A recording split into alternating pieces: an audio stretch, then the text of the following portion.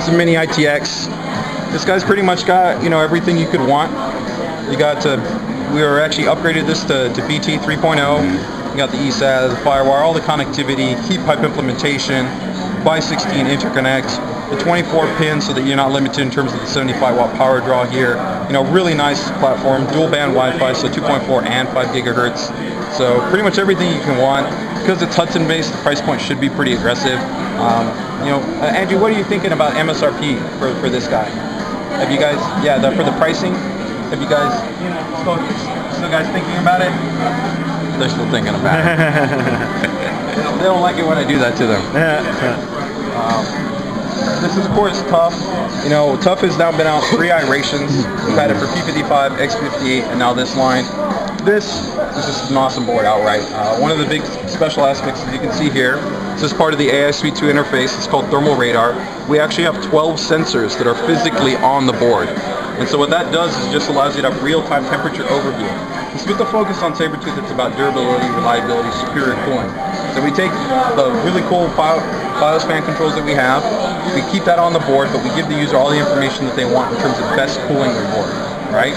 And from here, there's an optional 50mm housing. You can go ahead and put that in there, and then with the shunt mechanism, even give you additional cooling to help cool down the board.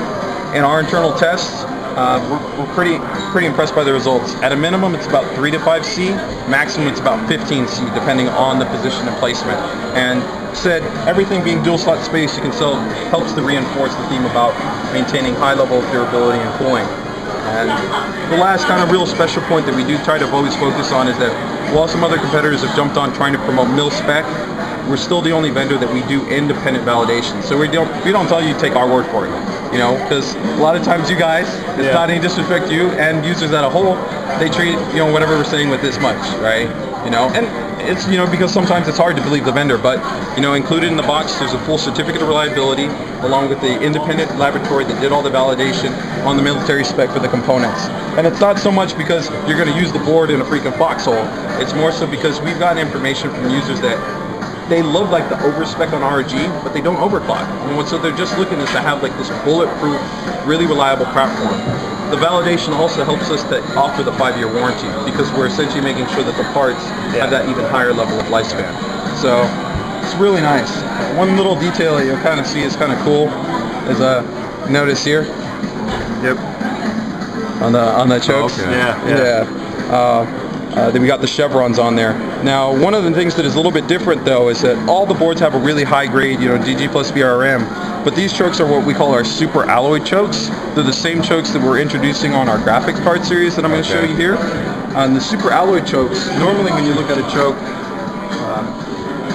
there's multiple layers to it. What we do actually here is it's like a concrete mix, really. So we condense it all the way down and it's made from one uni block. And that allows us to bring up actually the amount of current that we can drive to the choke. So, you know, that's a question you get a lot of people that ask, right? Well, I can overclock on any board, and all my boards, they'll overclock to the highest multis. But where you do get sometimes a benefit with these type of improvements in the power delivery is like you're talking about sustaining with high synthetic loads or really aggressive overclocks that clock frequency over an extended period of time. So it's not to say that my standard board can't do 52, but long-term wise, when you're talking about sustaining that higher clock frequency, you're going to probably want the board that has, you know, the higher power delivery in terms of the choke design. This is a new VGA side. This will be coming out from us probably in about a month or so. And I know you guys are checking out VGA, so I'd love to probably work with you guys on that front as well. This will be present on the 6970 and the refresh for our 570 and our 580 series. So those, this features the new kind of shunted mechanism, because as you guys know, we pull a lot of people because we get the debate, well, half the guys like blower design, but the problem with Doer is that you have a force radial, only so much rotation, it's going to get loud. With impeller, we can generally provide, you know, better temperature, and we can also minimize the noise field. And we've tried to shunt the mechanism to at least give you a little bit more airflow. And those all feature the SAP chokes. Okay. So you get that high power delivery for those higher clock speeds. Rounding out here, when we take a look at this guy's pretty cool. If you notice, the form factor is a little bit different. It's not necessarily like micro ATX, it's not mini, it's like kind of this weird half-breed. The reason why we did this is we got a lot of feedback that a lot of people love the really feature mini-ITX stuff that we're doing, but they kind of go, I wish I had one more slot. But they don't want the full big ATX board. So this is something that we're kind of testing out the market to see how they respond to it.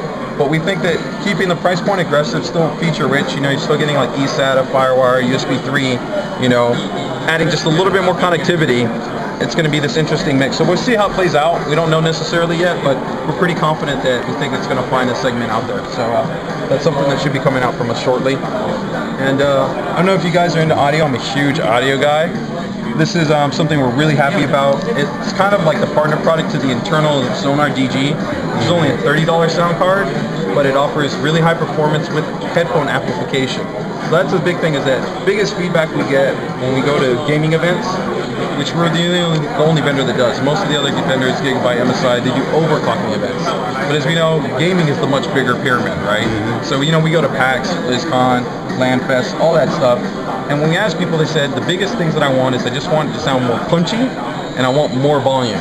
So while yes, it is a better codec than you're going to get on an onboard solution, we're not just focusing and saying you should get this because it's better sound. We're specifically developing it to give people that higher level of volume, you know, so that they have more driving ability for nicer headphones. And then we've tweaked the DSP to actually have a different curve. Technically, it's not the purest sound that you'll get, but what we got the feedback is that people saying, I want good sound reproduction, but I might want it a little bit more edgy. I want it to feel like I get maybe a little bit more bass, a little bit more extension. So it's been tweaked to be more realistic to what users actually want. And this should be a pretty aggressive price point, probably somewhere like sub 40 bucks. So nice little add-on for people that want to bring that into their space there.